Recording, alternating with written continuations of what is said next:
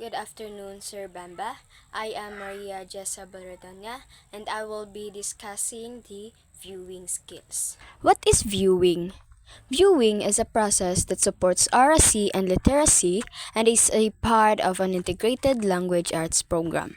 So, viewing is a fundamental process that plays a crucial role in supporting both oracy, which is spoken language, and literacy, which is written language skills. It is an essential component of an integrated language arts program as it involves the interpretation and connection of visual images with accompanying spoken or written words. Next is understanding visual images and connecting them to accompanying spoken or written words. So, when we talk about understanding visual images and connecting them to accompanying spoken or written words, we are referring to the ability to comprehend and make sense of the information presented through images, whether static or dynamic, and relate them to the corresponding verbal or written content.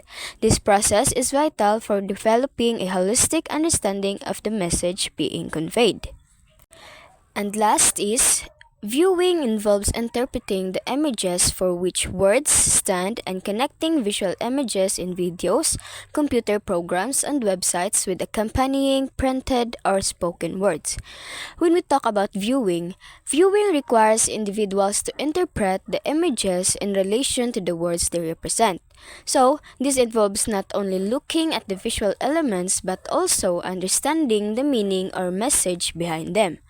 By connecting visual images with spoken or written words, individual can enhance their comprehension and communication skills. Viewing enhances listening skills when students attend to nonverbal communication and visual elements of performance, video, television, film, and multimedia presentations. So, when students engage in viewing activities, they are exposed to nonverbal cues and visual elements that accompany by verbal communication.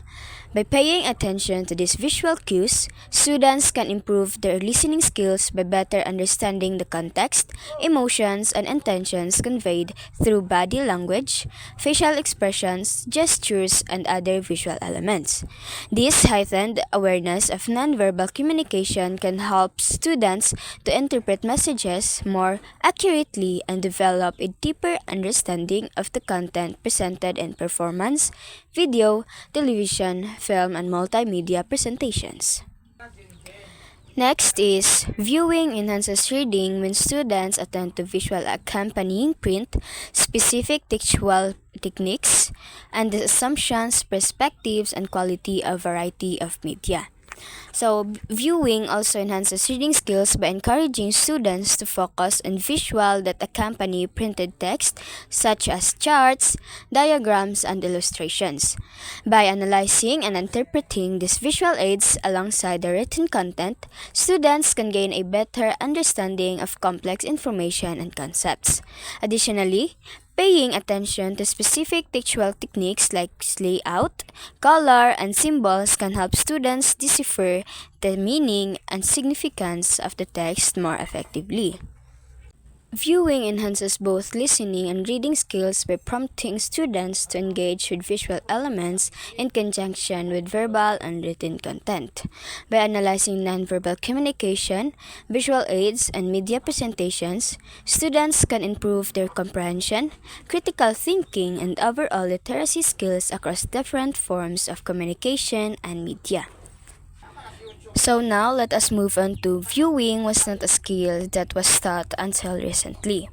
So traditionally, viewing was not explicitly taught as a skill in education until recent years, since the first four macro skills that was taught in education are listening, reading, writing, and speaking.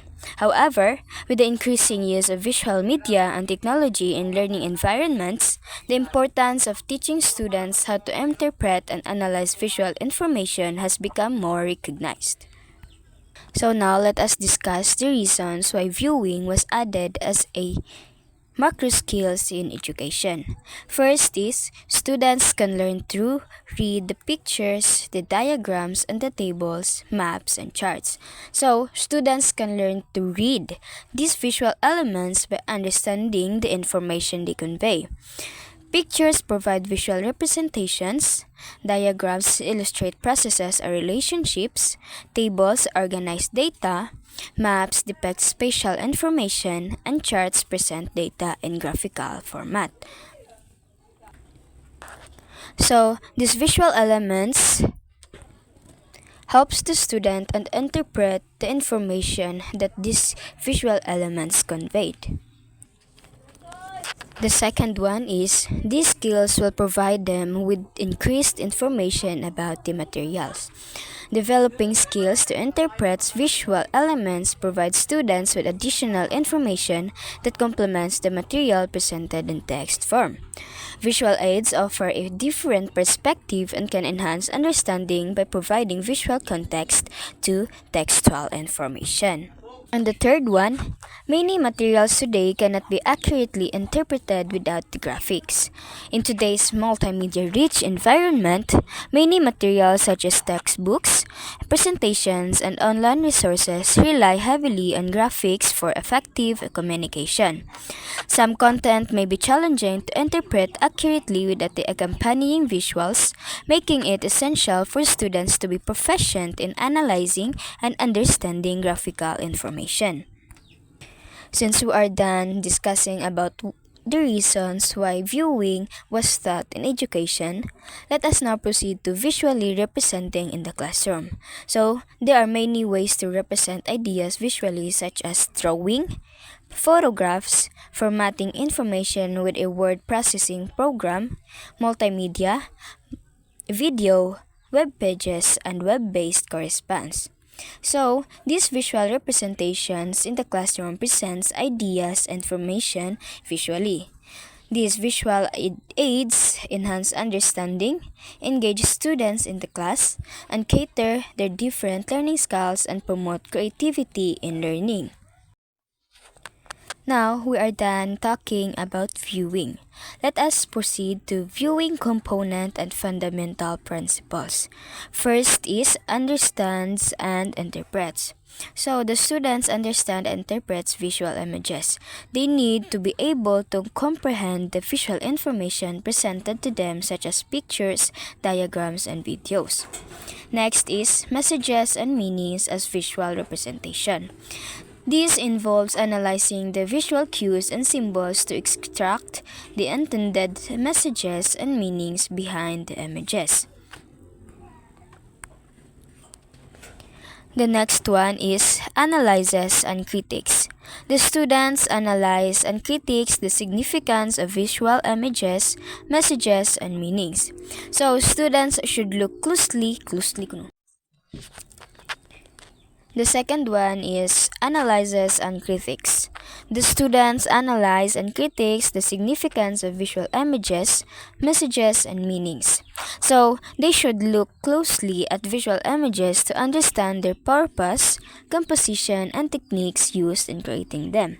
It involves evaluating the quality, accuracy, and potential biases of visual messages to develop a critical perspective in visual communication. So these two skills help students communicate effectively through visuals, develop critical thinking abilities, and navigate the visual world with a deeper understanding of visual images. Students learn to view mostly easily when, first, they are immersed in reading and viewing. Students learn viewing skills best when they are fully immersed in reading and viewing activities. Regular exposure to a variety of texts, visuals, and multimedia content helps students become familiar with interpreting and analyzing visual information. The second one is they develop a sense of ownership by having choice in what they read and view and how they respond. So allowing students to have a sense of ownership by choosing what they read, view, and how they respond promotes engagement and interest. When students have a say in their learning, they are more likely to be motivated and actively participating in the viewing process. The third one is they see strategies demonstrated and modeled. Demonstrating and modeling viewing strategies provides students with clear examples of how to approach visual content. By observing these strategies in action, students can learn how to analyze, interpret, and critique visual information effectively. The fourth one is viewing skills or strategies are taught and learned in context. Teaching viewing skills in context within the context of the subject matter or real world applications helps students understand the practical relevance of these skills. When viewing skills are integrated into the curriculum and applied to meaningful tasks, students can see the direct connection between the skills and their learning goals. This can effectively help them use their learnings in real life situations. And lastly, they see the value of reading and viewing and develop the desire to engage in these processes. Demonstrating the value of reading and viewing to students and helping them recognize the benefits of engaging in these processes encourages interest and motivation. When the students understand the importance of reading and viewing in acquiring knowledge, developing critical thinking skills, and enhancing communication, they are more likely to actively participate and seek out opportunities in engaging these activities.